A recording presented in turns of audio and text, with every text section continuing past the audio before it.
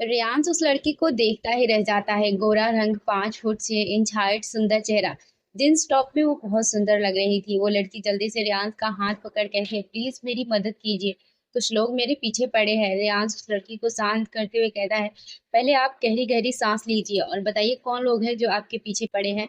वो लड़की रेयांश को कुछ जवाब देती है उससे पहले ही वहां पर 4 लड़के आ जाते हैं। उन चारों में से एक लड़का रेयांश को देखते हुए कहता है, ए हीरो, इस लड़की को यहाँ छोड़ और चल निकल यहाँ से। वो लड़की जल्दी से रेयांश का हाथ पकड़ कहती है, यही लोग हैं, ये मेरा पीछा कर रहे थे, प्लीज मेरी मदद कीजिए।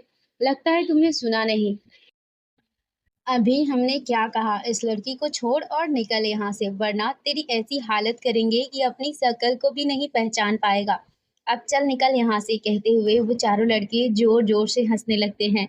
रियान उन चारों को घूरते हुए कहता है, यहाँ से जाने वाला मैं नहीं, तुम लोग हो। अब चुपचाप निकलो यहाँ से, नहीं तो जिंदा घर नहीं जा पाओगे। लगता है तुझे हमारी बात समझ में नहीं आई, तुझे अच्छे से समझाना पड़ेगा। कहते हुए एक लड़का आगे बढ़ रियांश को मारने की कोशिश करता है, लेकिन वो रियांश के पास पहुंच पाता उससे पहले रियांश अपनी कमर पर लगी गन को निकाल कर उस आदमी के पैरों के पास शूट कर देता है। रियांश के हाथों में गन देख अब उन चारों समेत उस लड़की को भी डर लगने लगा था। अब चुपचाप यहाँ से निकलो, वरना सीधा शमशान पहुंचोगे, समझे। रियांश गन से अपनी कनपटी को सहलाते हुए कहता है। वो चारों लड़के जल्दी में वहां से 9 2 11 हो जाते हैं। अब वहां पर सिर्फ वो लड़की और रियांश ही मौजूद थे। रियांश अपनी गन को वापस अपनी कमर के पीछे लगाते हुए कहता है, आर यू ओके? आप कहे तो मैं आपको घर छोड़ दूं? रियांश उस लड़की से पूछता है, लेकिन वो लड़की रियांश के सवाल का जवाब देने के बजाय शॉक एक्सप्रेशन के साथ अपना सवाल करती है, तुम कोई माफिया हो? कहने के बाद उस लड़की को रियलाइज होता है कि वो क्या बोल दी। वो फटाक से अपने मुंह पर हाथ रख लेती है। उस लड़की के इतने क्यूट रिएक्शन देख रियान से स्माइल करते हुए कहता है, आपको कोई गलत फहमी हुई है, मैं कोई माफिया नहीं हूँ, ये तो सिर्फ प्रोटेक्शन के लिए है। मैं तुम पर कैसे भरोसा करूं? तुम मुझे तुम्हारे इस गन से नहीं मारोगे? वो लड़की तुरंत रियांश के कमर के पीछे इशारा करते हुए कहती है। रियांश अपना सर नाम में हिलाते हुए कहता है, आपको लिफ्ट चाहिए तो मैं आपको आपके घर छोड़ सकता हूँ।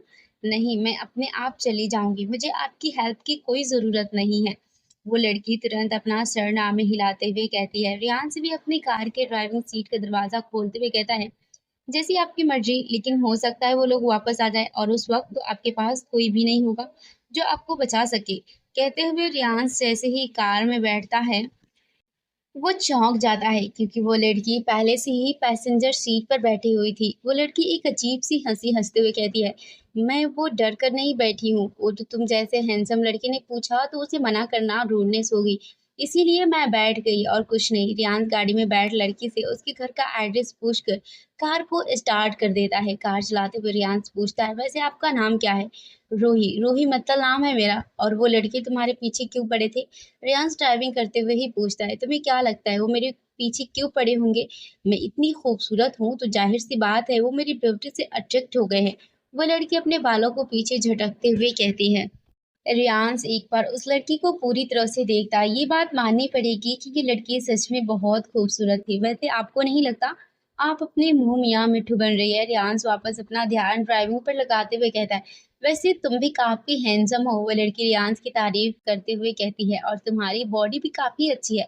पहले तो मुझे लगा था तुम उन लोगों को मुक्के मुक्के से मारोगे। वो लड़की रियांश की शर्ट के ऊपर से रियांश के बाइसेप को अपनी उंगली से हल्का टच करते हुए कहती है, और आपको ऐसा क्यों लगा कि मैं उन्हें मुक्के से मारूंगा? रियान हंसते हुए पूछता है। वो फिल्मों में ऐसा ही होता है ना, जब भी लड़की को गुंडे परेशान करते हैं, फिर वो हीरोइन को बचाने के लिए हीरो आता है, फिर वो उन गुंडों को मारता है। रूही अपने हाथों से मुक्के बनाते हुए कहती है, जैसे वो सच में किसी को मार रही हो। रियान हंसते हुए कहता है, लगता है आप फिल्में बहुत देखती है, लेकिन रियल लाइफ में नहीं होता, यहाँ कोई हीरो नहीं होता है, सिर्फ विलन होते हैं। इतने ही समय में रूही का घर आ जाता है।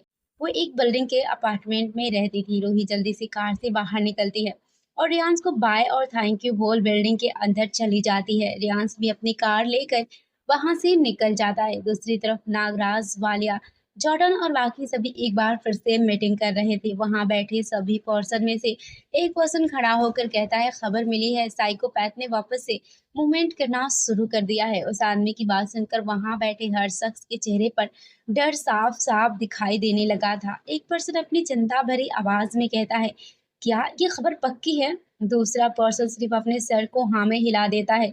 तीसरा पर्सन टेंशन से कहता है, अगर ये बात सच है तो अंडरवर्ल्ड में तूफान आने वाला है जिसे कोई नहीं रोक सकता है। वो सभी आपस में इसी तरह और बहुत सारे मुद्दों पर बात करते हैं, लेकिन मेन टॉपिक साइकोपैथ ही था। अपनी मीटिंग खत्म करने के बाद धीरे धीरे सभी चले जाते हैं। अब वहां पर सिर्फ नागराज, वालिया और जॉर्डन ही थे। नागराज अपने हाथों को टेबल पर रख चिंता से कहता है, इससे भी अभी आना था क्या? जॉर्डन नागराज से पूछता है, क्या इससे हमारे प्लान में कुछ प्रॉब्लम हो सकती है? नागराज हंसते हुए कहता है, ऐसा कभी नहीं हो सकता है। मेरा प्लान फुल प्रूफ है। हम इस प्लान को कल ही एग्जीक्यूट करेंगे। हमारे कारनामे को कल पूरी दुनिया देखेगी। नागराज और जॉर्डन भी तेज तेज हंसने लगते हैं। उनकी हंसी से साफ साफ मालूम चल रहा था कि उन्होंने कुछ खतरनाक सोच रखा है। शाम का समय, सभी लोग ऑफिस से वापस ओबराय बला आ चुके थे। सभी जैसे ही घर में एंटर करते हैं, उन्हें दादा दादी और दीवानगी, गौरी और आयशा वही लिविंग एरिया में बैठे हुए मिल जाती है। सभी को देख दादी पूछती है, मेरे बच्चे आ गए, कैसा गया आज का दिन? सभी आकर एक साथ सोफे पर बैठ जाते हैं। रुद्र अपनी थकी हुई आवाज में कहता है, दादी आज का दिन बड़ा ही थकान भरा हुआ था। अच्छा अच्छा ठीक है, एक काम करो, तुम लोग जाकर फ्रेश हो जाओ, मैं तुम्हारे लिए डिनर लगवाती हूँ। दादी अपने सोफे से खड़ी होते हुए कहती है। रुद्र और बाकी सभी भी खड़े होकर अपनी अपनी रूम की तरफ चली जाते हैं। दिवानसी, गौरी और आयशा भी रूम में चले जाते हैं। गौरी जैसे ही रूम में आकर बाथरूम की तरफ जाने लगती है, उसे दरवाज़ा खोलने की आवाज़ आती है।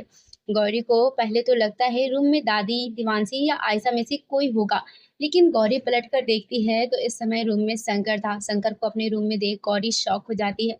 वो कुछ पल सोच पाती उससे पहले ही शंकर आगे बढ़ गौरी को अपने गले लगा लेता है। शंकर ने गौरी को इतना टाइट हग किया था कि गौरी का सांस ले पाना मुश्किल हो रहा था।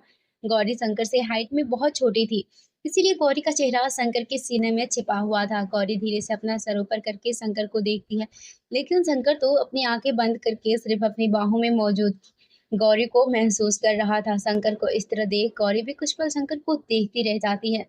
बहुत देर तक गौरी और शंकर इसी तरह खड़े रहते हैं। ना ही शंकर कोई मूवमेंट करता है और ना ही गौरी। गौरी अपनी रोनी आवाज में धीरे से शंकर से पूछती है, क्या आपको कुछ हुआ है? गौरी भी नहीं जानती थी उसने ये सवाल क्यों किया है, लेकिन शंकर को देख वो इतना तो समझ गई थी कि जरूर शंकर को कुछ हुआ है। लेकिन शंकर अभी भी कोई जवाब नहीं देता है। वो सिर्फ गौरी को अपने गले से लगाए खड़ा रहता है। बहुत देर तक जब शंकर गौरी को नहीं छोड़ता तो गौरी भी अब इस चीज से परेशान होने लगी थी। वो अपने आप को शंकर की बाहों से छुड़ाने की कोशिश करते हुए कहती है, आप क्या कर रहे हैं? प्लीज हमें छोड़िए, शांति से कुछ और देर खड़ी रहो। शंकर गौरी से अपनी ठंडी आवाज में कहता है। शंकर की इतनी डरावनी आवाज सुन अब गौरी भी कुछ नहीं कहती और शांति से खड़ी रहती है। थोड़े समय बाद शंकर गौरी को अपनी बाहों की घेरे से आजाद कर देता है। शंकर के छोड़ते ही गौरी तुरंत ही शंकर से दूर होकर रूम से जाने की कोशिश करती है, लेकिन वो एक बार फिर से शंकर की आवाज सुनकर अपनी जगह पर फ्रीज हो जाती है। मेरी एक बात ध्यान से सुनो, आइंदा से कभी भी मुझसे दूर जाने की कोशिश मत करना। तुम सिर्फ मेरी हो। शंकर की बात सुन गौरी के रूम से जाते हुए कदम रुक जाते हैं। वो पलटकर शंकर को देखते हुए कहती है, आप मजाक कर रहे हैं ना? शंकर एक गहरी सांस लेकर गौरी के करीब खड़ा होकर सीरियस फेस के साथ कहता है, मैं कभी मजाक नहीं करता और ना ही मैं मजाक कर रहा हूँ। तुम सिर्फ मेरी हो। अब गौरी को शंकर की बातों से डर लगने लगा था। वो धीरे धीरे अपने कदम पीछे लेने की कोशिश करती है। तुम फिर से वही गलती कर रही हो, शंकर इस बार हल्के गुस्से में कहता है। शंकर की बातों से अब गौरी का शरीर कांपने लगा था। गौरी को अपने आप से डरता देख शंकर फिर से अपने गले लगाते हुए उसके बैग को रब करते हुए कहता है, तुम डरना बंद करो, मैं तुम्हें खा नहीं जाऊंगा। लेकिन गौरी तो शंकर की किसी भी बातों को नहीं सुन रही थी। वो बस वहां से जाना चाहती थी किसी भी कीमत पर। गौरी शंकर के सीने पर हाथ रख शंकर को धक्का देने की कोशिश करती है, जिससे शंकर दूर तो नहीं होता, लेकिन वो अब इरिटेट होने लगा था। जब गौरी बहुत समय तक ऐसा ही करती रहती है तो शंकर गुस्से में नीचे झुक गौरी के होठों को किस कर लेता है। गौरी जिसके हाथ शंकर को धक्का दे रहे थे, वो इस किस की वजह से शंकर की शर्ट की अपनी मुट्ठियों में भर लेती है। शंकर धीरे धीरे गौरी के होठों को किस कर रहा था, लेकिन समय के साथ शंकर वाइल्ड होता जा रहा था। शंकर के ज्यादा फोर्सफुली किस करने पर अब गौरी अपने सेंस में आती है। गौरी शंकर को अपने से दूर करने की कोशिश करती है, लेकिन शंकर तो पूरी तरह गौरी के होठों में खो चुका था। शंकर के हाथ धीरे धीरे गौरी की पूरी बॉडी को एक्सप्लोर कर रहे थे। शंकर और गहराई से गौरी के पूरे मुंह को एक्सप्लोर करना चाहता था, लेकिन गौरी अपने मुंह को खोलने के लिए तैयार नहीं थी। जब गौरी बहुत देर तक अपने मुंह को नहीं खोलती तो अब शंकर इरिटेट हो जाता है। शंकर अपने हाथ से गौरी की कमर पर जोर से चींटी काटता है जिससे गौरी के मुंह से हल्की सी आह निकल जाती है। साथ ही गौरी का मुंह भी खुल जाता है। शंकर इसी मौके का फायदा उठाकर गौरी के मुंह में अपनी टंग को एंटर कर देता है। शंकर गौरी के पूरे मुंह को एक्सप्लोर करने लगता है। गौरी भी अब ज्यादा शंकर को रजिस्ट नहीं कर पाती। गौरी को भी मालूम नहीं चलता कब गौरी की आंखें बंद हो जाती है और हाथ शंकर के बालों में चले जाते हैं। वो धीरे धीरे शंकर के बालों को सहला रही थी। शंकर को जब महसूस होता है गौरी भी उसका साथ दे रही है, वो और भी पैशन के साथ गौरी को किस करने लगता है। कुछ ही समय बाद गौरी और शंकर की जीभ एक दूसरे में उलझी हुई थी। साथ ही उनके शरीर भी एक दूसरे से चिपके हुए थे। उनके बीच से हवा जाने की जगह भी नहीं बची थी। जब किस करते हुए दोनों की सांसें फूलने लगती है तो वह एक दूसरे से अलग होकर गहरी गहरी सांस लेने लगते हैं।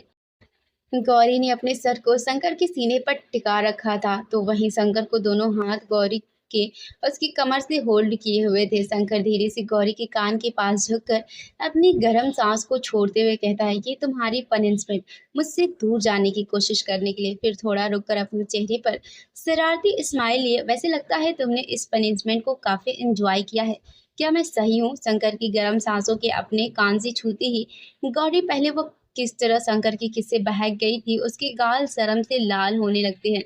गौरी शंकर को धक्का देकर रूम से जाने की कोशिश करती है लेकिन शंकर गौरी के हाथ को पकड़ उसे वापस अपनी तरफ खींच लेता है। शंकर की इस तरह खींचने की वजह से गौरी वापस से शंकर के सीने से लग जाती है लेकिन अब गौरी की आंखों से आंसू बहने लगे थे। गौरी रोते हुए शंकर के सीने पर मुक्का मारते हुए कहती है, आप क्यों कर रहे हैं ये सब हमारे साथ? प्लीज हमें अकेला छोड़ दीजिए। आप हमारे बारे में कुछ नहीं जानते हैं, आप नहीं जानते हमारे पास्ट को। जब आपको हमारा पास्ट मालूम चलेगा आप भी बाकियों की तरह हमें छोड़ देंगे, जैसे हमारे अपनों ने हमें छोड़ दिया था। प्लीज हमें अकेला छोड़ दीजिए। कहते हुए गौरी शंकर के सीने पर अपना सर रखकर जोर जोर से रोने लगी थी। गौरी को इस तरह रोते देख शंकर गौरी का चेहरा अपने हाथों में लेकर उसकी आंखों के आंसुओं को पोंछते हुए प्यार से कहता है, सब मालूम है मुझे और मुझे कोई फर्क नहीं पड़ता तुम्हारे पास्ट से। सुना तुमने? मुझे तुम्हारे पास्ट से कोई फर्क नहीं पड़ता और वैसे भी इसमें तुम्हारी कोई गलती नहीं है। मुझे सिर्फ इतना मालूम है कि अब से तुम सिर्फ मेरी हो और मैं तुम्हारा। शंकर झुककर गौरी के माथे पर प्यार से किस करता है। शंकर के इतने प्यार से किस करने की वजह से गौरी की आंखें भी इस एहसास को महसूस करके बंद हो जाती है। अब तैयार होकर नीचे आ जाओ और ये रोना बंद करो, मुझे तुम्हारी इन आंखों में आंसू बिल्कुल भी अच्छे नहीं लगते हैं। कहते हुए शंकर गौरी को रूम में अकेला छोड़कर रूम से बाहर निकल जाता है। शंकर के जाते ही गौरी तुरंत भागकर बाथरूम में चली जाती है। जब वो शीशे में अपने चेहरे को देखती है तो इस समय उसका चेहरा पूरी तरह से लाल हो चुका था। अभीर अपने कमरे में आने के बाद सीधा ही बाथरूम में फ्रेश होने चला जाता है। जब थोड़ी समय बाद अबीर बाथरूम से फ्रेश होकर बाहर आता है तो बेड पर पहले से ही उसके नाइट वेयर रखे हुए थे। अबीर जब पूरे कमरे को देखता है तो कमरे में कोई भी नहीं था लेकिन बालकनी का दरवाजा खुला हुआ था। अबीर समझ जाता है दिवांशी बालकनी में है। अबीर अपने कपड़े लेकर चेंज करने के लिए चला जाता है। अबीर तैयार होने के बाद सीधा बालकनी में आता है जहाँ पर दिवांशी पहले से ही अबीर की तरफ पीट करके खड़ी आसमान में बादलों को देख रही थी। अबीर के आने की आहट महसूस कर दिवांशी के चेहरे पर एक ब्राइट स्माइल लिए पलटकर अबीर को देखती है। अबीर जो सुबह से ही धनराज की बात सुनकर परेशान था, दिवांशी की वो पॉजिटिव स्माइल देख जैसे उसकी सारी परेशानी, टेंशन, थकान कहीं गायब सी हो रही थी। अबीर आगे बढ़कर दिवांशी को सीधा अपने गले से लगा लेता है। दिवांशी को गले लगाते ही अबीर को एक सुकून महसूस हो रहा था। वो सुकून जिसे वो कब से ढूंढ रहा था वो दिवांशी के पास था। दिवांशी पहले तो अबीर के इस एक्शन से शॉक थी लेकिन वो ज्यादा ध्यान न देते हुए अबीर को भी अपने गले से लगा लेती है। अबीर बहुत देर तक दिवांशी को इसी तरह गले लगाए खड़ा रहता है। अबीर दिवांशी को जब छोड़ता है जब उसके कानों में दिवांशी की आवाज आती है, चलिए नीचे, दादी हमारा इंतजार कर रही होंगी। देवांशी के कहते ही अभीर देवांशी से हल्का दूर होकर अपना सर हाँ में हिला देता है लेकिन अभीर ने देवांशी को अभी भी नहीं छोड़ा था। थोड़े समय बाद अभीर देवांशी के साथ नीचे डाइनिंग एरिया की तरफ बढ़ जाता है। रुद्र का कमरा। रुद्र के रूम में आते ही आयशा भी रुद्र के पीछे पीछे उसके रूम में आ जाती है। आयशा रुद्र के कोट को उतारने में उसकी मदद करते हुए पूछती है, रुद्र तुम्हारा आज का दिन कैसा गया? लेकिन रुद्र आयशा को कोई जवाब नहीं देता, सिर्फ सिर्फ अपने सर को हाँ में हिला देता है। रुद्र के इतने शांत रिएक्शन को देख आयशा रुद्र को अपनी तरफ पलटकर रुद्र के गाल पर हाथ रखते हुए पूछती है, रुद्र क्या हुआ, सब कुछ ठीक तो है ना? रुद्र आयशा से अपना चेहरा फेरते हुए कहता है, सब कुछ ठीक है, तुम ज्यादा चिंता मत करो। रुद्र को अपनी आंखों में देखते हुए जवाब ना देता देख आयशा रुद्र के चेहरे को पकड़ अपनी तरफ करते हुए इसके आंखों में देखते हुए कहती है, रुद्र ये बात तुम मुझे मेरी आंखों में देखकर कहो, क्या सब कुछ ठीक है? लेकिन रुद्र आयशा के सवालों का जवाब देने के बजाय अपने ही सवाल आयशा से पूछता है, आयशा क्या तुम हमेशा मेरे साथ रहोगी? आयशा को पहले से ही रुद्र का बिहेवियर कुछ अजीब लग रहा था, लेकिन अब उसका ये सवाल आयशा के शक को और बढ़ा रहा था। फिर भी आयशा रुद्र की आंखों में देखते हुए पूरे विश्वास के साथ कहती है, रुद्र मैं हमेशा तुम्हारे साथ हूँ, चाहे कुछ भी क्यों न हो जाए। आयशा का जवाब सुन रुद्र के चेहरे पर एक स्माइल आ जाती है। वो आयशा के होठों पर एक लाइट किस करके बाथरूम में फ्रेश होने चला जाता है। आयशा भी रुद्र से सवाल नहीं करती क्योंकि वो अच्छे से जानती थी रुद्र उसको समय आने पर अपनी परेशानी के बारे में बता देगा। डाइनिंग हॉल, दादाजी और दादी नीचे डाइनिंग टेबल पर बैठे सभी का इंतजार कर रहे थे। कुछ ही समय में रियांश, अभी, देवांशी, रुद्र और आयशा भी आ जाते हैं। उनके आने के थोड़े समय बाद ही शंकर और उसके पीछे पीछे गौरी भी आ जाती है। गौरी को इतना लेट आते देख दादी पूछती है, गौरी तुम्हें आने में इतनी देर कैसे हो गई?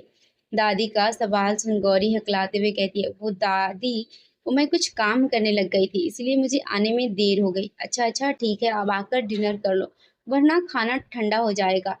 जी दादी, कहते हुए गौरी आकर रियांश की साइड वाली चेयर पर बैठ जाती है। गौरी अपना हल्का सा सर उठाकर सामने बैठे शंकर को देखती है, फिर वापस से अपना चेहरा नीचे कर लेती है। वो सभी एक साथ बैठकर डिनर करने लगते हैं। डिनर करते हुए वो सभी आपस में हंसी मजाक कर रहे थे। अभी रियांश, रुद्र, शंकर चारों एक बार सभी को यूं बलकर हंसते हुए देखते हैं। उसके बाद वो एक दूसरे की आंखों में देख एक साथ अपने मन में कहते हैं, हमें अच्छी तरह पता है हम हमारी फैमिली को प्रोटेक्ट करेंगे। हमारे होते हुए कोई भी उनके चेहरे के इस स्माइल को छीन नहीं सकता है, फिर चाहे वो कोई भी हो। हमारे होते हुए तुम हमारे परिवार का कुछ भी नहीं कर पाओगे साइकोपैथ। यूरोप राजवंशी वाला, रात के करीब 9 बजे अधीर अपने ऑफिस से लौट कर घर आता है। अधीर एक नज़र पूरे घर को गौर से देखता है। पूरे घर में कई सारे सर्वेंट अपना काम कर रहे थे, लेकिन वो चेहरा नहीं था जिसे देखने को अधीर को इन 2 सालों में आदत हो गई थी। अधीर जब भी अपने ऑफिस से घर आता था तो उससे हमेशा ही कृतिका लिविंग हॉल में या किचन में काम करती या फिर उसका इंतज़ार करते मिलते थे। फिर चाहे वो कितना भी लेट क्यों ना हो जाए, अधीर को देख सभी सर्वेंट उसे बारी बारी से अपना सर झुकाकर ग्रीट करते हैं, लेकिन अधीर उनकी ग्रीटिंग का बिना कोई जवाब दिए सीधा चलकर उस मिडिल एज हेड सर्वेंट के पास आकर अपनी भारी आवाज़ में पूछता है, वो कहाँ है? अधीर की इतनी भारी आवाज़ सुन वो हेड सर्वेंट आने भी बहुत डर जाती है, लेकिन वो अपनी सारी हिम्मत जुटाकर कहती है, मास्टर मैम अपने रूम में हैं और उन्होंने अभी तक डिनर नहीं किया है। तुम लोग क्या कर रहे थे? अगर तुमसे तुम्हारा काम नहीं होता तो निकल जाओ यहाँ से। अधीर गुस्से में दहाड़ते हुए कहता है। अधीर के इस तरह गुस्से से चिल्लाने पर वहाँ खड़ा हर सर्वेंट डर से कांपने लगता है। यहाँ से अधीर गुस्से में दहाड़ते हुए कहता है। अधीर के इस तरह गुस्से से चिल्लाने पर वहाँ खड़ा हर सर्वेंट डर से कांपने लगता है।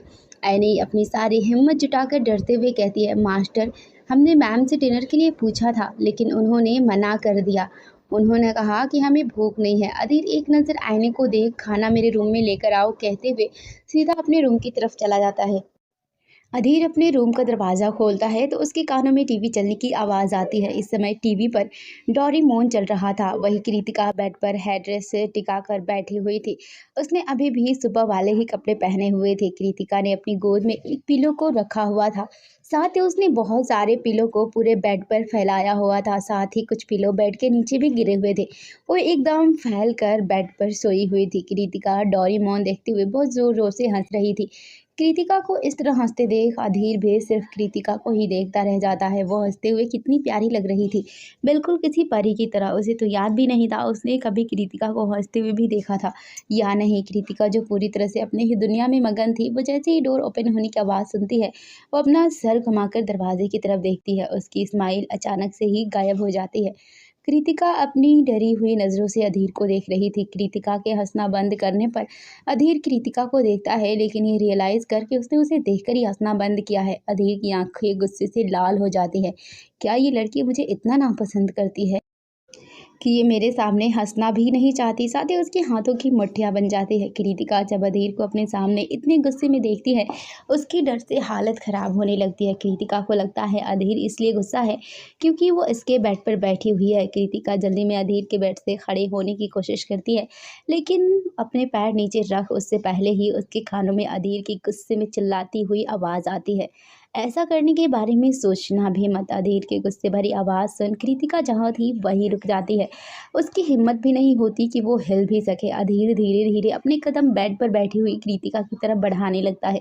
अधीर को अपने करीब आता देख कृतिका जल्दी जल्दी पीछे होने लगती है। पीछे सरकते हुए कृतिका बेड के किनारे पर पहुंच जाती है। अधीर एक बार गौर से कृतिका के पैरों को देखता है। पैर में पट्टी बंधी हुई थी। अधीर अपने हाथ कृतिका के चोट को छूने के लिए आगे बढ़ाता है, लेकिन कृतिका डर से अपने पैरों को पीछे ले लेती है। कृतिका के पैरों को खींचने पर अधीर का हाथ जो उसने आगे बढ़ाया था उसकी मुट्ठी कस जाती है। तभी कोई दरवाजे पर नॉक करता है। अधीर पलटकर देखता है तो वो हेड सर्वेंट एनी उनका डिनर लेकर आई थी। एनी को दरवाजे पर खड़ा देख कृतिका के चेहरे पर स्माइल आ जाती है। कृतिका की उस स्माइल को अधीर ने भी अच्छे से देख लिया था, जिसकी वजह से अधीर का गुस्सा और ज़्यादा बढ़ गया था। अधीर एनी को इशारे में ही डिनर को रूम में छोड़ जाने को कहता है।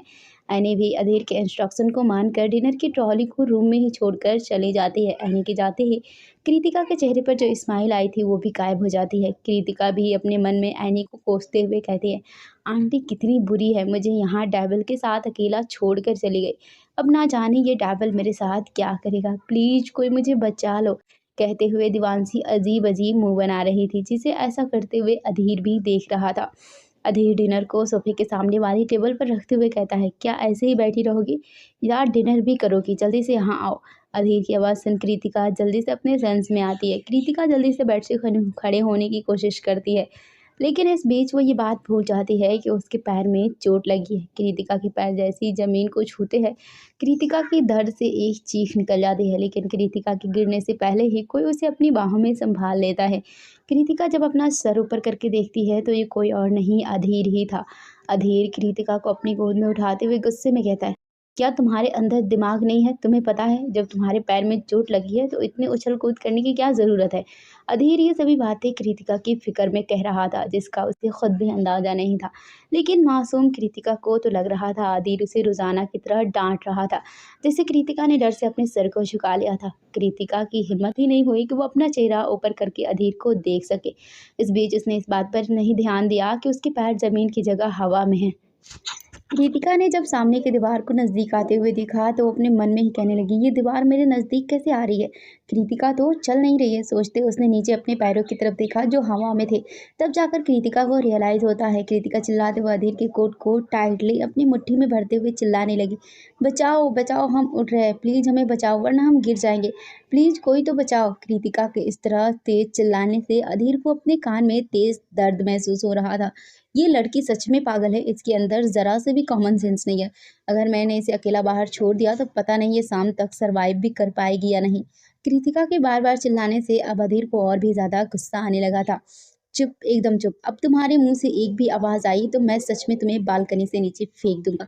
अधीर के चिल्लाने पर कृतिका जल्दी से अपने मुँह पर हाथ रख अपना सिर नामे हिलाने लगती है, जैसे कह रही हो प्लीज़ मुझे नीचे मत फेंकना, मैं कुछ भी नहीं बोल रही हूँ। अधीर कृतिका को अपनी गोद में ही लेकर जाकर सोफे पर बैठ जाता है, लेकिन उसने अभी भी कृतिका को अपनी गोद से नहीं उतारा था। अधीर सीधे ही कृतिका के पैरों को चेक करने लगता है। कृतिका अभी भी अधीर की गोद में किसी बिल्ली की बच्ची की तरह दुबक कर बैठी हुई थी। बहुत समय बाद कृतिका थोड़ी हिम्मत करके डरते हुए अधीर से कहती है, कृतिका नीचे बैठ जाएगी वरना आपके पैर में दर्द होगा। कृतिका की बात सुन अधीर कृतिका को घूरते हुए अपने मन में सोचता है, इस लड़की के अपने पैर में चोट है लेकिन ये फिर भी मेरी चिंता कर रही है, और इसने क्या कहा इसके वजन से मेरे पैरों में दर्द होगा। क्या सच में इसके अंदर वजन भी है? ये तो किसी रुई की बोरी की तरह है। लेकिन वो ये सब कृतिका से नहीं कह सकता था, इसीलिए अधीर अपने चेहरे के कठोर एक्सप्रेशन को बरकरार रखते हुए कहता है, चुपचाप बैठी रहो और जब तक मैं ना कहूँ हिलना भी मत। कृतिका अपने सर को जल्दी जल्दी हाँ में हिलाकर अधीर की बात का जवाब देती है। अधीर वापस से कृतिका के पैरों को देखने लगता है। पूरी तरह से कंफर्म करने के बाद कृतिका को कोई और चोट नहीं लगी है। अधीर अब अपना चेहरा खाने की तरफ करता है। अधीर एक प्लेट में डिनर सर्व करने के बाद एक खाने का टुकड़ा कृतिका की तरफ बढ़ाता है। अधीर के ऐसा करने पर कृतिका अपनी पलकों से कभी अधीर के चेहरे को देखती है तो कभी उसके हाथ में पकड़े खाने के टुकड़े को। कृतिका कृतिका के इस तरह खाने को घूरता देख अधीर अलग से कहना पड़ेगा खाना खाओ। अधीर के गुस्से को देख कृतिका एक बार फिर से डर गई, लेकिन फिर भी वह हिम्मत करके अधीर से कहती है कि क्या आप नहीं खाएंगे? कृतिका तो हमेशा आपके खाने के बाद ही खाना खाती है ना। कृतिका की बात सुन अधीर को याद आता है ये उसका ही रोल था। जब तक वो खाना नहीं खाएगा तब तक कृतिका भी नहीं खाना खा सकती है। अधीर गहरी सांस लेकर अपने गुस्से को शांत करके कहता है, लेकिन अब मैं तुम्हें अपने हाथ से खिला रहा हूँ, इसलिए बिना किसी सवाल के इसे खाओ। कृतिका भी अधीर से कुछ नहीं कहती। वो भी नहीं चाहती थी कि अधीर को उसकी वजह से गुस्सा आए, वरना वो अपना सारा गुस्सा उस पर ही निकालेगा। कृतिका चुपचाप अधीर के हाथों से खाना खाने लगती है। कृतिका के खाना खिलाने के बाद अधीर अच्छी तरह से कृतिका के मुंह को नैपकिन से साफ करता है। फिर कृतिका को पानी पिलाकर अधीर उसी प्लेट में दोबारा खाना सर्व कर कृतिका से कहता है, मुझे खाना खिलाओ। अधीर की बात सुन कृतिका अधीर के चेहरे को देखते हुए कहती है, लेकिन ये तो झूठा है, आप इसमें कैसे खा सकते हैं? कृतिका अभी आपके लिए दूसरा प्लेट में खाना सर्व करती है। क्या मैंने तुमसे दूसरी प्लेट में खाना सर्व करने को कहा? नहीं ना। तो अब मुझे इसमें खिलाओ। अधीर कृतिका को घूरते हुए कहता है। इस बीच अधीर का एक हाथ कृतिका की कमर पर था, जिससे वो कृतिका को अपने शरीर से सटाए हुए था। कृतिका का ये झूठा, आप अगर मेरा झूठा खाओगे तो आप मेरी तरह बेवकूफ़ बन जाओगे। कृतिका अधीर को समझाते हुए कहती है, ये क्या बकवास है, ऐसा कुछ नहीं होता। अधीर कहता है, नहीं ऐसा होता है, कृतिका को मालूम है। सच्ची कहते हुए कृतिका अपनी गर्दन को पिंच करती है। कृतिका के इस एक्शन को देख कुछ पल के लिए अधीर भी उसकी इस क्यूट हरकत में खो जाता है, लेकिन वो वापस अपने चेहरे को सख्त करके कहता है, और तुमसे ये किसने कहा? जब छोटी थी तो अनाथालय में बच्चे और हमारा ध्यान रखने वाली आंटी कहती थी, इससे दूर रहना और इसका जूठा मत खाना, वरना तुम भी इसकी तरह ही पागल बन जाओगे। वो हमेशा ही कहती थी और इसीलिए सभी बच्चे भी मुझसे दूर रहते थे। कहते हुए कृतिका का चेहरा हल्का सा उदास हो गया था। इसीलिए आप मेरा जूठा मत खाओ, वरना आप भी मेरी तरह बेवकूफ़ बन जाओगे। किस तरह कृतिका को बचपन में परेशान किया जाता था, ये बात सुनकर अधीर के गुस्से में मुठ्ठियाँ बन गई थी। साथ ही उसकी पकड़ भी कृतिका की कमर पर इतनी ज़्यादा टाइट हो गई थी। अधीर को ये सोचकर गुस्सा आ रहा था, किस तरह बचपन में कृतिका को परेशान किया जाता था। इस बीच अधीर ने इस बात पर ध्यान नहीं दिया कि उसकी पकड़ कृतिका की कमर पर इतनी टाइट हो गई थी, जिससे कृतिका को दर्द हो रहा था। दर्द की वजह से कृतिका के मुंह से हल्की सी चीख निकल जाती है, जिसे सुन अधीर अपने सेंस में आता है। अधीर जल्दी में कृतिका की कमर पर अपनी पकड़ को ढीली कर देता है। अधीर के छोड़ते ही कृतिका आराम आराम से अपनी कमर को सहलाने लगती है। ऐसा कुछ भी नहीं होता, इसीलिए अब मुझे खाना खिलाओ, वरना अपनी पनिशमेंट के लिए तैयार रहना। ये बात अधीर ने गुस्से में कही थी। अधीर की धमकी सुन कृतिका डरते हुए कहती है, प्लीज़ प्लीज़ कृतिका को कोई पनिशमेंट मत देना। कृतिका अभी आपको खाना खिलाती है। कृतिका जल्दी से खाने का एक टुकड़ा तोड़ अधीर के मुंह की तरफ बढ़ा देती है। अधीर भी आराम से कृतिका के हाथों से खाना खा लेता है। कृतिका इसी तरह अधीर को सारा ब्रेकफास्ट फिनिश करा देती है। डिनर खत्म करने के बाद अधीर एक प्लेट के ऊपर से उसे ढक रहे बर्तन को हटाता है। उस प्लेट को देख कृतिका की आंखों में चमक आ जाती है। उस प्लेट के अंदर चॉकलेट फ्लेवर कप केक रखा हुआ था। कृतिका के मुंह में तो उस कपकेक को देखकर पानी ही आ गया था। अधीर भी कृतिका के चेहरे पर जो खुशी थी उसे साफ साफ देख सकता था। अधीर धीरे से कपकेक वाली प्लेट कृतिका के सामने की तरफ सरका देता है और खुद अपने मोबाइल में ईमेल को चेक करने लगता है। कृतिका उनमें से एक कपकेक को उठाकर उसे अधीर के मुंह की तरफ बढ़ा देती है। अधीर कुछ पल तो अपने मुंह के सामने वाली कपकेक को देखता है, फिर कृतिका के मासूम चेहरे को, जिसका पूरा ध्यान उस केक पर ही था। ये तुम्हारे लिए है। अधीर वापस से अपने मोबाइल को देखने लगता है। कृतिका के चेहरे पर अधीर की बात सुनकर कुछ पल के लिए खुशी आ जाती है, लेकिन वो दोबारा कंफर्म करने के लिए पूछती है, क्या सच में ये मेरे लिए है? अधीर सिर्फ अपनी गर्दन को हाँ में हिला देता है। अधीर के हाँ करते ही कृतिका किसी छोटे बच्चे की तरह उस कपकेक को खाने लगती है।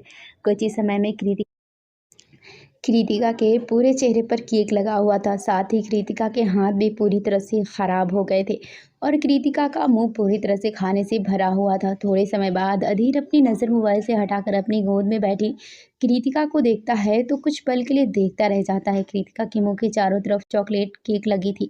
उसका मुंह खाने की वजह से फूला हुआ था। कृतिका इस समय इतनी क्यूट लग रही थी। अधीर का मन कर रहा था वो कृतिका के फूले हुए गालों को पंच कर ले, लेकिन अधीर अपने इन ख्यालों को एक तरफ कर कृतिका को घूरते हुए कहता है, क्या तुम्हारे अंदर खाने की तमीज़ नहीं है? अधीर की बात सुन कृतिका कुछ पल अधीर के चेहरे को देखती है।